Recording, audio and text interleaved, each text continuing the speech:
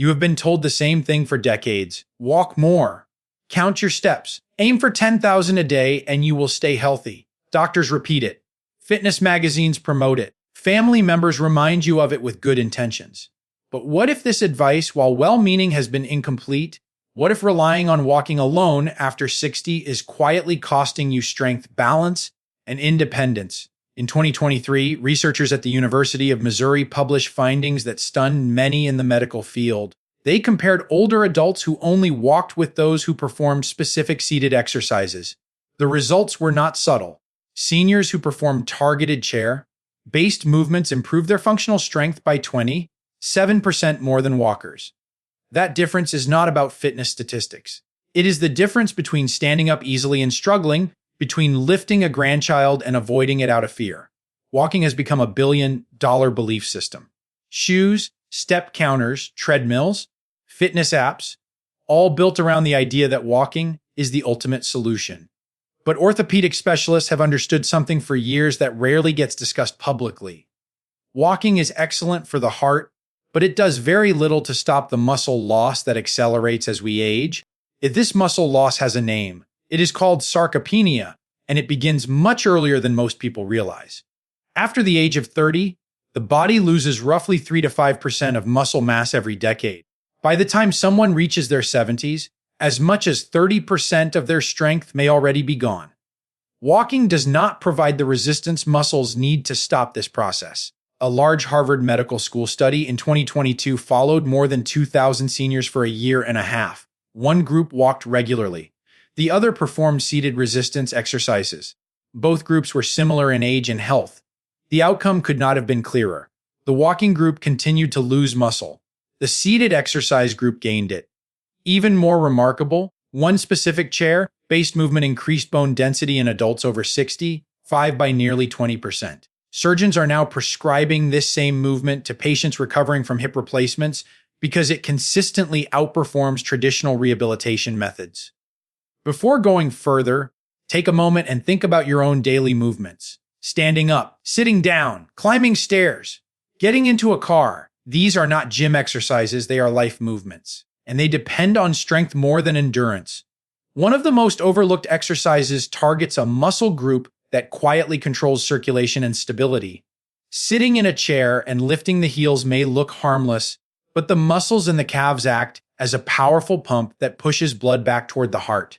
Without strong calves, blood pools in the lower legs, increasing swelling, vein problems, and clot risk. A 2021 study in the Journal of Applied Physiology followed seniors with mild circulation issues. Those who performed seated heel raises just 3 times per week showed dramatic improvements in blood return efficiency within 12 weeks. Ankles swelled less. Legs felt lighter. Risk factors for dangerous clots dropped significantly. Walking activates the calves, but the effort is shared among many muscles. Seated heel raises isolate them. Sitting tall, lifting the heels slowly, holding at the top, and lowering with control creates a powerful signal for muscle growth.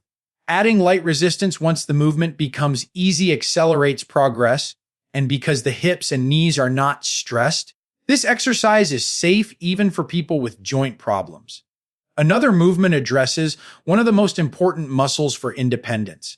The muscles on the front of the thighs are responsible for standing up, climbing stairs, and rising from low seats. These muscles weaken faster with age than almost any others. Research from the University of Vermont followed adults over 60 for several years. Those who did not perform targeted leg exercises lost significant thigh muscle mass.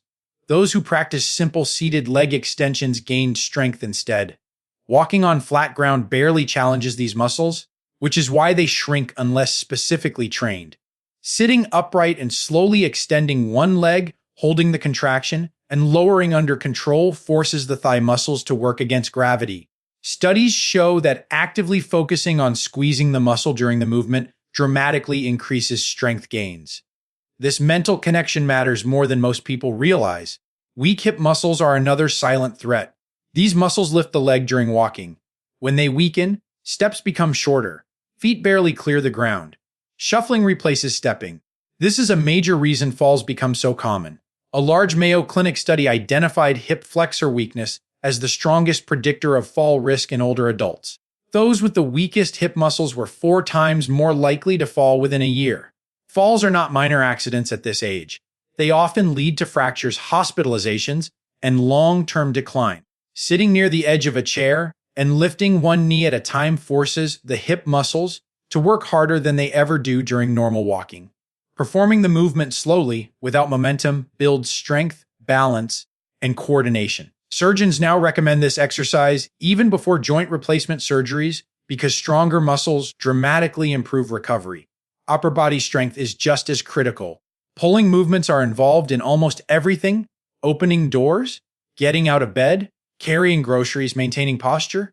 When the muscles of the upper back weaken, the shoulders round forward, breathing becomes harder, balance worsens, and chronic pain develops. Walking does nothing to strengthen these muscles. Seated rowing with a resistance band, however, directly targets them. Pulling the elbows back, squeezing the shoulder blades, and controlling the return builds the muscular support that keeps the spine upright. Studies show significant improvements in posture and pain reduction in seniors who perform this movement regularly. This leads to the single most important exercise of all, the movement that predicts longevity better than many medical tests: standing up from a seated position. The ability to rise from a chair without assistance reflects total body strength. Quadriceps, glutes, calves, core, and back all work together. A major European study found that adults who struggled with this movement had dramatically higher mortality risk over the following years. This exercise is powerful because it trains exactly what you do every day: standing up from a chair, getting out of bed, leaving a car, using the bathroom. Practicing this movement builds strength that transfers directly into daily life. Even more impressive, repeated sit to stand movements increase bone density in the hips and thighs, areas most vulnerable to fracture. Orthopedic surgeons now prescribe this exercise as preventive medicine because strong legs and dense bones dramatically improve outcomes if surgery is ever needed. Performing the movement slowly, especially the lowering phase, is where the greatest benefit occurs. Starting with manageable repetitions and gradually increasing difficulty builds strength safely and effectively. Within weeks, daily activities begin to feel easier. Confidence returns, fear of falling decreases, movement becomes smoother. Walking still matters. Cardiovascular health is important, but walking alone is not enough to preserve strength, prevent falls, or maintain independence after 60. Targeted resistance training is not optional. It is essential. You do not need a gym. You do not need expensive equipment. A chair, a band, and 15 minutes a few times per week are enough to change the trajectory of aging. Start small. Build gradually. Strength is not about age. It is about use. And your future self will be deeply grateful for the strength you choose to build today.